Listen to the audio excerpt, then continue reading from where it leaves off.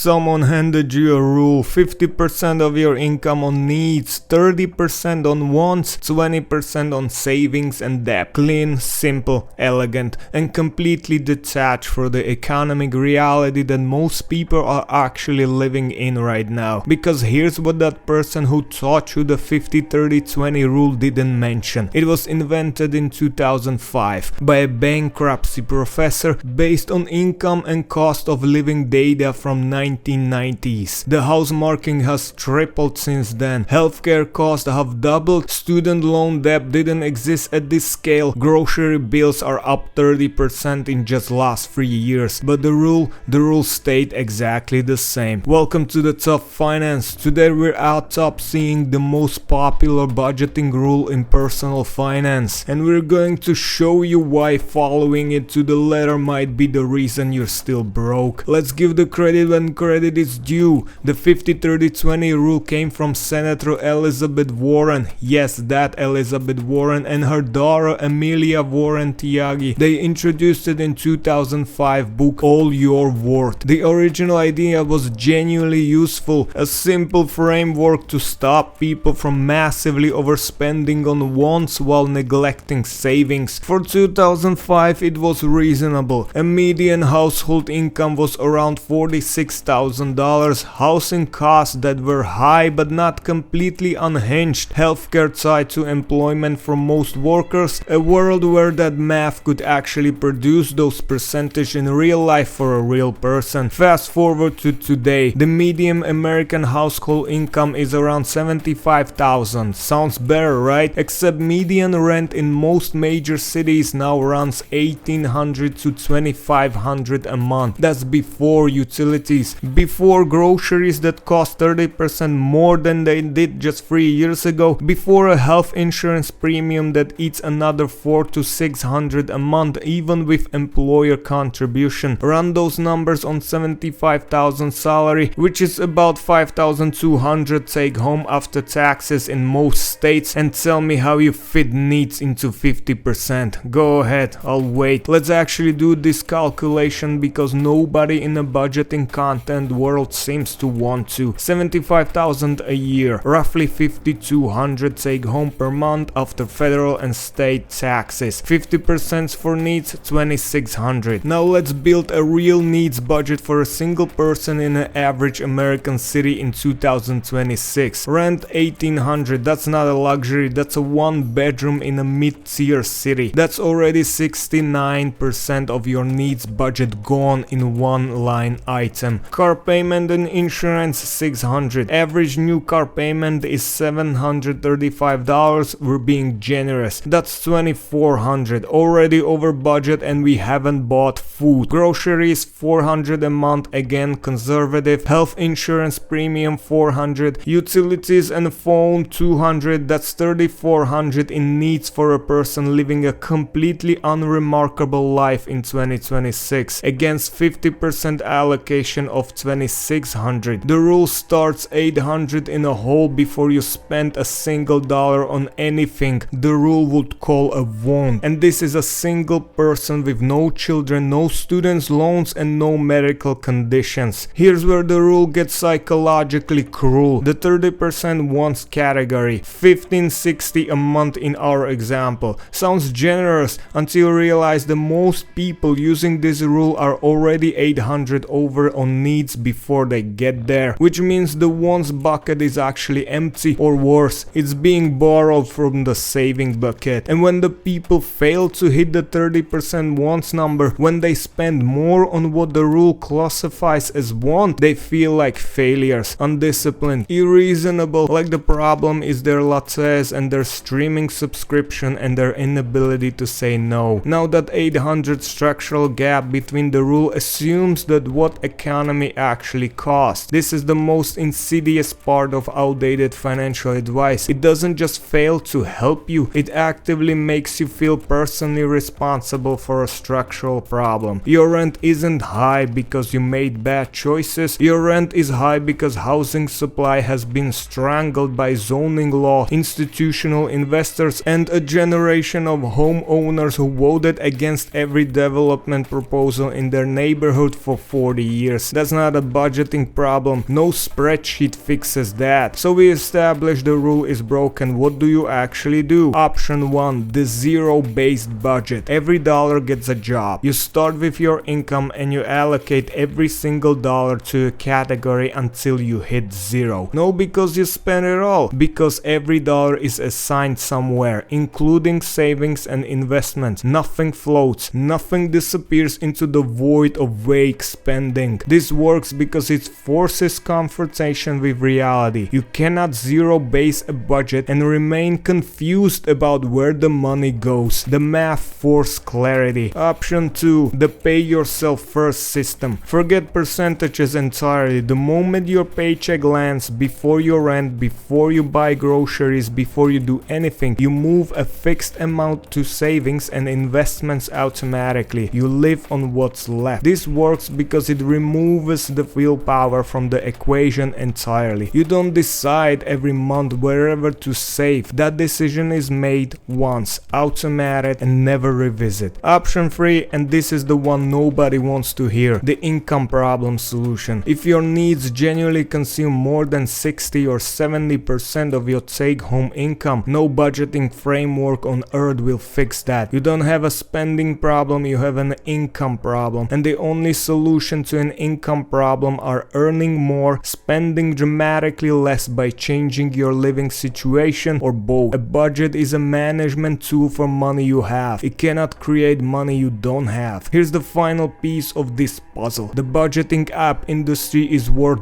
billions of dollars. YNAB, Mint, every Dave Ramsey product ever made. The entire ecosystem of budgeting courses, planners, spreadsheets and systems. All of it is built on one foundational assumption, that your financial problems are a behavior problem, a discipline problem, a tracking problem. Because if your financial problems are a behavior problem, they have a product that fixes that behavior for $14.99 a month. If your financial problems are a structural economic problem, they have nothing to sell you. So the behavior framing wins every time, in every piece of budgeting content, in every app, in every course. The implicit message is always the same: you are the problem. Fix yourself and the money will follow. Sometimes that's true. Genuinely, some people do spend recklessly and a budget framework genuinely helps. But a lot of people are running a structurally broken budget in a structurally broken economy and blaming themselves for a gap, while paying $14.99 a month for an app that helps them track exactly how broke they are. That's not financial literacy, that's monetized self-blame. So what's the actual takeaway? The 50-30-20 rule is not evil, it's just old, built for the economy that no longer exists, repeated endlessly by the people who never updated the math. If it works for your income and your cost of living, use it. No rule is universally wrong. But if you've been following it and you still feel like you're failing, stop blaming yourself first. Check the math first. Check wherever the rule's assumption match your actual reality before you conclude that the problem is your discipline. You might be following the rule perfectly in an economy where the rule is simply impossible. Zero-based budgeting. Pay yourself first. Solve the income problem if that's the real problem.